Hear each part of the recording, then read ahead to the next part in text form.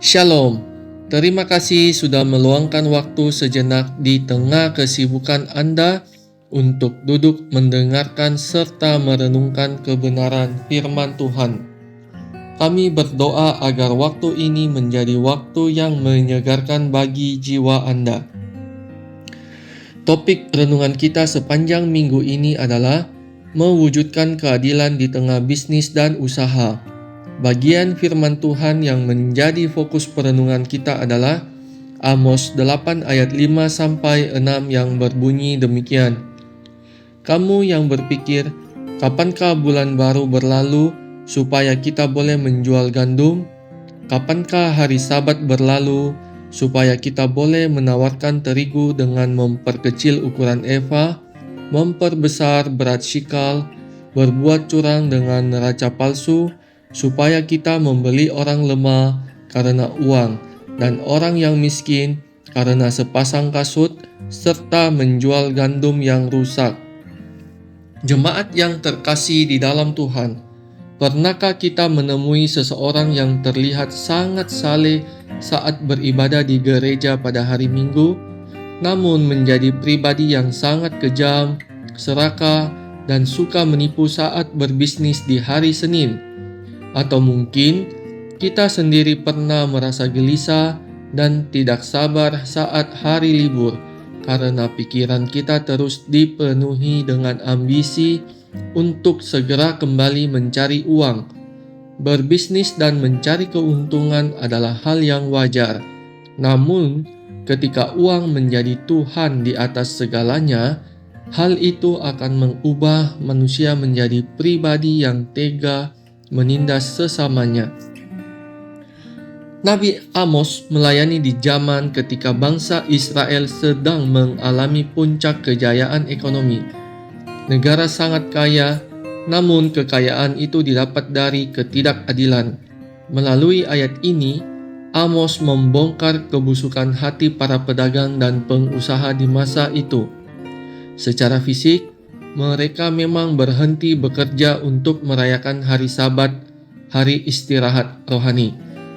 Namun di dalam hati, mereka menggerutu dan tidak sabar menunggu hari Sabat selesai. Begitu ibadah selesai, mereka langsung kembali pada praktek bisnis yang licik. Mengecilkan eva, mengurangi takaran barang yang dijual, membesarkan shikal, menaikkan harga barang, dan menggunakan timbangan palsu.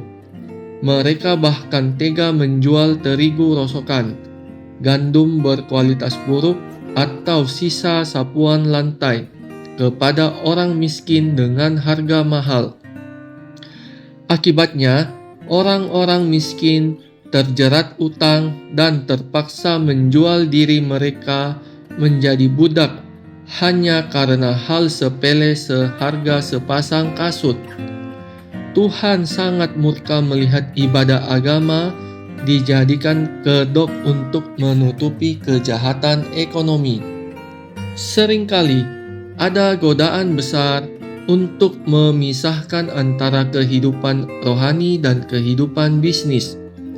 Kita berpikir, urusan gereja ya urusan Tuhan, urusan bisnis ya urusan cari untung, jangan dicampur-campur.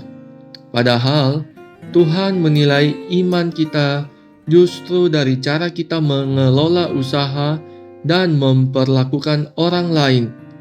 Praktik menjual terigu rosokan di masa kini bisa berwujud menjual barang cacat atau kedaluarsa tanpa memberitahu pembeli, menutupi kerusakan properti yang kita jual, atau memberikan pelayanan yang asal-asalan.